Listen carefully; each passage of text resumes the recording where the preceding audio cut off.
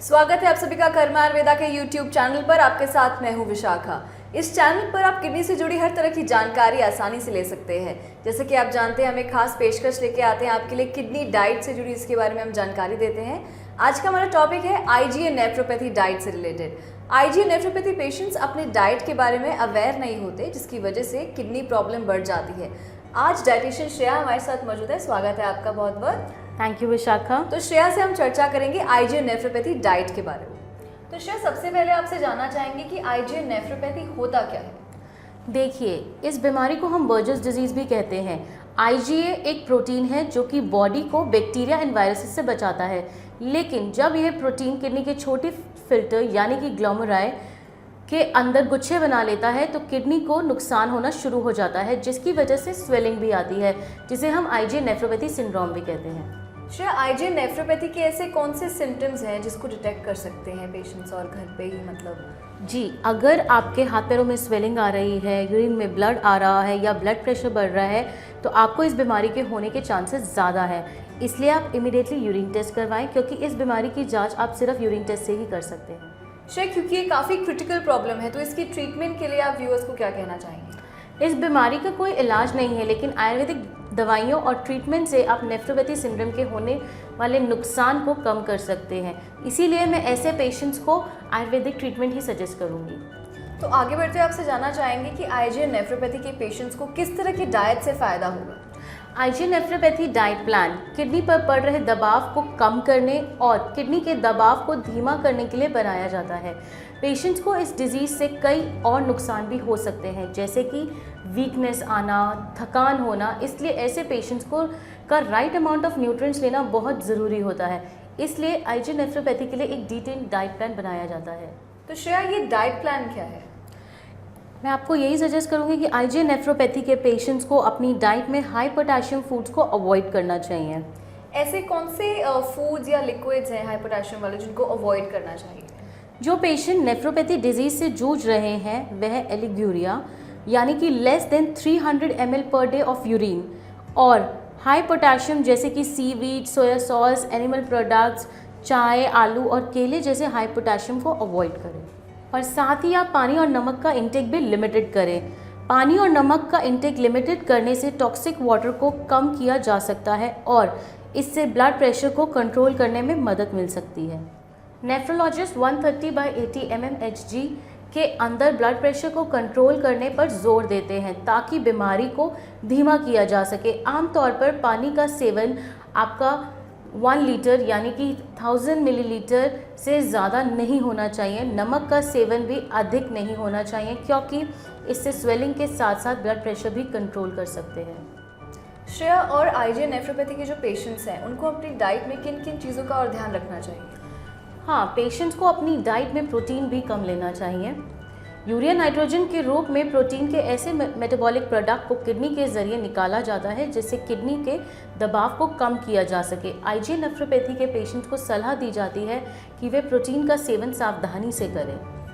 कुछ मामलों में इलाज के साथ यदि किडनी में सुधार किया जा सकता है तो स्वेलिंग कम हो जाती है और यूरिन 1000 मिलीलीटर यानी कि 1 लीटर से ऊपर प्रोड्यूस हो जाता है। बाद में पेशेंट धीरे धीरे प्रोटीन की कंजम्पशन को भी बढ़ा सकते हैं। तो किस टाइप का प्रोटीन आईजीए नेफ्रोपैथी के पेशेंट्स को लेना चाहिए? दरअसल इसमें बीन्स और स्प्राउट की बजाय एग वाइट, फिश और मिल्क जैसे हाई प्रोटीन को लेने की सलाह दी जाती है। श्रेया, क्या ऐसे पेशेंट्स स्पाइसी फूड्स खा सकते हैं?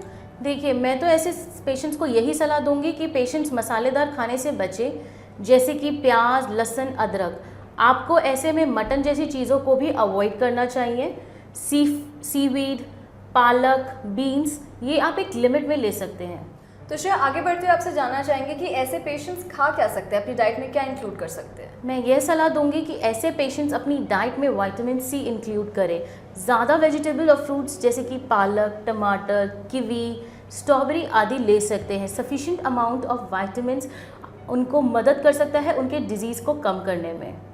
श्रेया, काफ़ी सारे आईजीए नेफ्रोपैथी के पेशेंट्स को अनीमिया होता है, खून की कमी होती है, तो ऐसे पेशेंट्स को अपनी डाइट में क्या खाना चाहिए? एनीमिया से जूझ रहे आईजीए नेफ्रोपैथी के पेशेंट्स अपनी डाइट में आयरन रिच फूड्स इंक्लूड करें, जैसे कि खजूर, तिल का पेस्ट। वो ये सब चीज़ें अपने अनीमिया को कम करने के लिए ले सकते हैं। तो अंत में श्रेया आपसे ये जानना चाहेंगे कि ऐसे पेशेंट्स को लाइफस्टाइल रिलेटेड आप क्या सलाह देना चाहेंगी जिससे वो आईजे नेफ्रोपैथी का इम्पैक्ट कम कर सकें? ऐसे पेशेंट्स आराम करें और अधिक थकान से बचें, पॉजिटिव बने रहें। इससे आपको इस डिज़ीज़ से बेहतर तरीके से लड़ने में मदद मिलेगी और सर्दियों में स्पेशली फ्लू के सीज़न में आप इन्फेक्शन से बचने की पूरी कोशिश करें। तो ये थी आईजे नेफ्रोपैथी डाइट से जुड़ी जानकारी। धन्यवाद श्रेया बहुत बहुत हमारे शो पर आने के लिए। अगर आप या आपका कोई अपना इस बारे में और जानकारी लेना चाहता हो तो आप कर्मा आयुर्वेदा किडनी केंद्र से ज़रूर संपर्क करें। संपर्क करने के लिए आप हमारे नंबर, ईमेल और केंद्र का पता डिस्क्रिप्शन बॉक्स में देख सकते हैं। अगर आपको ये वीडियो अच्छी लगी हो तो इसे लाइक ज़रूर करें, साथ ही साथ इसे शेयर करना ना भूलें और अगर अभी तक आपने ये चैनल सब्सक्राइब नहीं किया है तो सब्सक्राइब ज़रूर करें। प्रोटीन भी काफी रिड्यूस हुआ है और सिक्वेंशियली रिड्यूस हुआ है। किस किस प्रकार से रिड्यूस हुआ है वो रिपोर्ट्स के अंदर है। स्टेप बाय स्टेप वो जितना ग्रेजुअल होता है उतना ये लॉन्ग टर्म तक रहता है, सस्टेनेबल रहता है और बहुत अच्छे रिजल्ट्स भी हैं।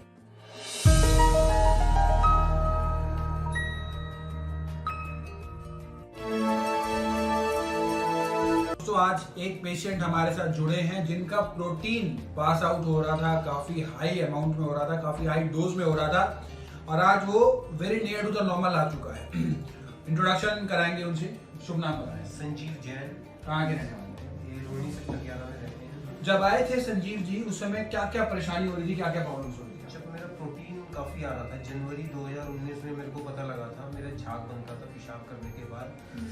तो मेरे को पहले तो लगा कि नॉर्मल है फिर लेकिन ज़्यादा बनने लगा तो फिर मैंने वहाँ पर कंसल्ट किया, लेकिन मैंने कोई भी एलोपैथिक दवाई नहीं ली। कोई भी एलोपैथिक दवाई नहीं सेवन ली, नहीं करा आपने? सिर्फ आयुर्वेदिक मैंने रोहतक से इलाज करवाया, आयुर्वेदिक डॉक्टर थे। लेकिन वहाँ पर मुझे 2 महीने तक लगा कि आराम नहीं आ रहा। फिर मुझे किसी ने आपका रेफरेंस देकर यहाँ पर आया मैं, तो यहाँ पर से मेरी मेडिसिन शुरू हुई। तो धीरे धीरे मेरा डिक्लाइन होता चला गया प्रोटीन का। प्रोटीन ऑलमोस्ट बहुत काफी रिड्यूस हो गया। काफ़ी रिड्यूस हुआ है, अब बिल्कुल नॉर्मल मतलब 0.5 की रेंज में आ गया, almost near to the normal. हाँ जी। और क्या बताया था नेफ्रोलॉजिस्ट ने आपको जब आपने रिपोर्ट दिखाई थी? क्योंकि आप दिल्ली से पास से ही बिलोंग करते हैं तो नेफ्रोलॉजिस्ट को आपने जरूर रिपोर्ट दिखाई। क्या उन्होंने बताया, क्या सजेस्ट किया?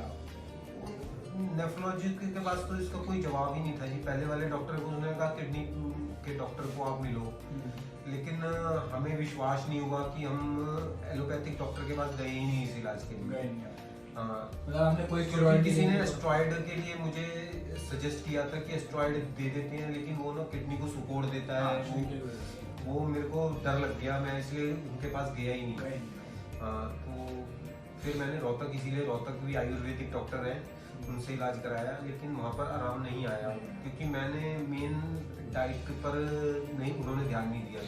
अभी बहुत अच्छे रिजल्ट आए हैं और आपके जो प्रोटीन लेवल था वो तो काफ़ी हाई डोज में जा रहा था और स्टेरॉइड से भी ये डोज जो है कंट्रोल नहीं हो पाती। और क्या होता है, जैसे स्टेरॉइड लेते हैं ना टेम्परेरी तो वो कंट्रोल हो जाता है, जैसे स्टेरॉइड आप छोड़ते हो तो दोबारा से वो रिलैप्स करता है।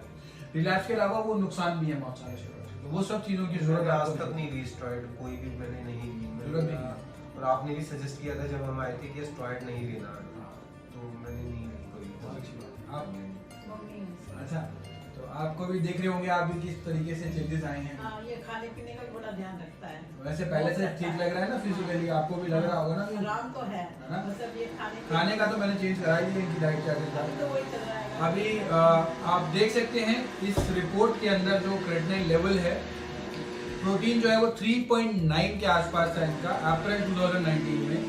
3.9 था when they first visited us, 3.9 grams per day. This was done in April 2019. उसके बाद एक रिपोर्ट इन्होंने दोबारा कराई and this was done in September 19 and the protein came down to 1.93 without any steroid, without any allopathic medications. 1.93 हुआ and then again a repeat test was conducted and then this protein came down to 1.15 grams per day on 4th November 2019. And now a recent test has been conducted on 16th December 2019 and the protein has fell down to 0.56 gram per day. So we can easily see we started up from 3.90 and right now the protein level is around 0.56 gram, very near to the normal range. बहुत अच्छे इनको result भी आए हैं। Protein भी काफ़ी reduce हुआ है और सिक्वेंशियली रिड्यूस हुआ है। किस किस प्रकार से रिड्यूस हुआ है वो रिपोर्ट्स के अंदर है। स्टेप बाय स्टेप वो जितना ग्रेजुअल होता है उतना ही लॉन्ग टर्म तक रहता है, सस्टेनेबल रहता है और बहुत अच्छे रिजल्ट भी हैं। क्या मैसेज देना चाहेंगे संजीव जी, क्योंकि जनरली स्टेरॉइड्स में लेते हैं most of the patients allopathic is the first choice, steroids से मेरा जाते तो हैं यही वो मैसेज है कि स्टेरॉइड या एलोपैथिक दवाइयों की तरफ नहीं जाना चाहिए। आयुर्वेद में बहुत अच्छा इलाज है इसका, और भी चीज़ों का है। मैं तो यही कहूँगा कि इंडिया को आयुर्वेद ही अपनाना चाहिए आने वाले। बिल्कुल अपना रहे हैं, बढ़ रहे हैं जागरूकता, और धीरे धीरे और भी जागरूक हो रहे हैं लोग। ये स्टेरॉइड्स और एलोपैथी में कर्मा आयुर्वेदा ये सिद्ध कर चुका है कि किडनी का इलाज संभव है, और प्रोटीन भी प्रोटीनोयूरिया है, नेफ्रोटिक सिंड्रोम है, भयंकर नाम है, लेकिन ये नॉर्मल हो रहे हैं। और किस प्रकार हो रहे हैं वो आपके सामने है। डायलिसिस चल रहा है वो भी रिड्यूस हो रहा है, नॉर्मल हो रहा है। किस प्रकार हो रहे हैं वो हम रेगुलर आपको वीडियो दिखा रहे हैं। अगर आप रेगुलर वीडियो देखना चाहते हैं तो आप वो बेल आइकन पे जाके क्लिक कर सकते हैं। आपके पास रोज 1 या 2 वीडियोस इस तरह की रोज आएंगी जिनकी इंप्रूवमेंट्स आ रही है, फायदा हो रहा है। सबकी वीडियो शूट नहीं कर पाते because of the time constant, लेकिन जितनी भी वीडियो आती है हम यूट्यूब पे जरूर अपलोड करते हैं। विद रिपोर्ट्स होती हैं सारी। रिपोर्ट का लैब का सजेशन किसने दिया था आपको? लैब का मुझे किसी ने सजेशन नहीं दिया, मैं अपनी ही मर्जी से लाल पैच से ही कराता हूँ। मैं कोई लैब पे गया ही नहीं, कराया था दूसरे पे भी, लेकिन सेटिस्फाइड नहीं हुआ। शुरू में करवाया था दिसंबर में, लेकिन उस टाइम पर कभी तो नील आ गया, फिर एकदम से हाई दिखा। ठीक है, मतलब आपने खुद अपने चैनल लैब डॉक्टर लैब बहुत अच्छी बात है, बहुत अच्छे रिजल्ट्स हैं। Stop kidney dialysis. हमारा पता है G20 Indian 1 plot number B234 opposite NIMS, Netaji Subhash place, Pitampura, new Delhi 110034।